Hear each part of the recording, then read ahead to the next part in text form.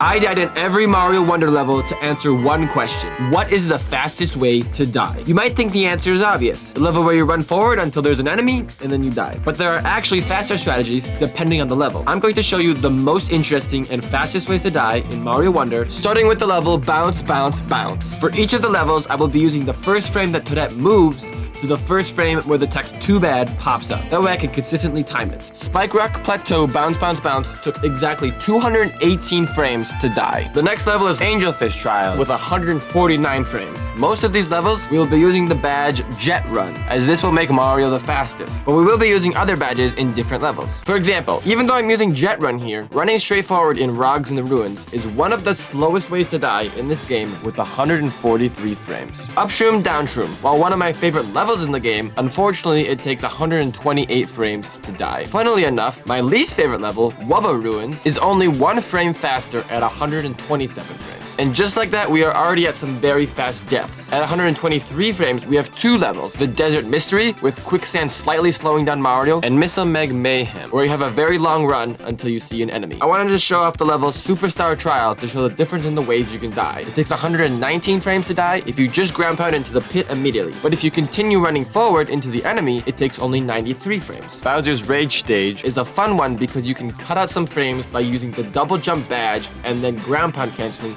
to stall out just enough time to hit Bowser's giant fists. Anyways, Out My Way Valley, besides a fun name, takes 113 frames to die with a quick double jump to the left, but if you use Jet Run, you can sprint to the right for 79 frames. The final trial, we find something very interesting here. You might think, since you have to turn back left, it would be faster to die by ground pounding to get rid of that momentum, but these deaths are actually tied at 111 frames exactly. Similar situation in Condarts Away, ground pounding to die closer to the spawn point actually stalls Mario in the air enough time to die on the exact same frame again. This will be important later. Quick side note while I show you some of the less interesting levels in the background. I did not include the Wiggler race levels for the obvious countdown, adding a lot of time, as well as the badge levels. You can't actually die in these. And unfortunately, while the KO arenas are very fun, all of them have an annoyingly long pipe entry to start the levels off. Bull Rush coming through, up and down with puffy lifts, and countdown to drop down, although all use different movement options, are all tied with 89 frames, which is kind of satisfying to watch if you like watching Mario die 3 times simultaneously. Anyways, Light Switch Mansion cuts off 2 frames, and Scram Skedaddlers and Fluff Puff Peaks flying battleships, and Fluff Puff Peaks flying battleships cuts off 4 more. Dangerous Donut Ride is 81 frames, and Roller Koopa Derby would tie with Special Climb to the Beat at 79 frames if it weren't for the fact that jumping off normally is faster than ground pounding by 2 frames. Tied with that level is Dragon Boneyard at 77 frames. Now we are going to get into some of my favorite deaths as well as the absolute fastest ways to die in Mario Wonder. Downpour Uproar takes 78 frames, but I really liked having to get the exact height to swim into the Supako. Armades on the Roll is 73 frames, Halley's Toxic Pond is 69 frames, Special Way of the Goomba is 68 frames. At 67 frames, we have another 3-way tie. Ninja Jump Party with a double jump, Hot Hot Hot with a fast jump into a Hot Hot, a very creative enemy name. And by doing a small hop with Jet Run instead of ground pounding, you can get 67 frames on Solar Roller. It's honestly kind of insane how small of a difference in frames each level is now. Mama Mouthful might be my favorite death because of the mid-air Goomba snipe with 65 frames, and with Blooms of the Skies being 63 frames and another 3-way tie at 61 frames, that leaves us with the final 6 fastest deaths. Number 6 at 55 frames is where the Roombas rule. In this level, I use Jet Run like most of the levels to get the most speed. However, if you just hold left, you will jump off the Roomba. Instead, you do a slight drift in the air to hit the right hitbox of where this thing will kill you. Which, let me tell you, Mario Wonder's new enemies hitboxes, they're very janky. At number 5 and 4, we have Pole Block Passage and the Hoppy Cat Trial at 47 frames. Pole Block Passage originally was much slower because I had to double jump into the Paratroopa, but with Jet Run, you can just barely catch the Paratroopa before it goes too high up. And Hoppy Cat Trial was a whole mess with trying to time the jumping. I couldn't bonk my head on the gray block at the beginning, but I also had to hit the first Hoppy Cat. Number 3 is High Voltage Gauntlet, which originally was 63 frames by dying to the cup enemy. That's what it's actually called. It's called the cup enemy. What the hey Nintendo. However, if you want to electrocute Mario, you can by getting the fastest double jump death in Mario Wonder at 40 frames. Number 2 is Piranha Plant Reprise, where you get the actual fastest double jump death with 39 frames.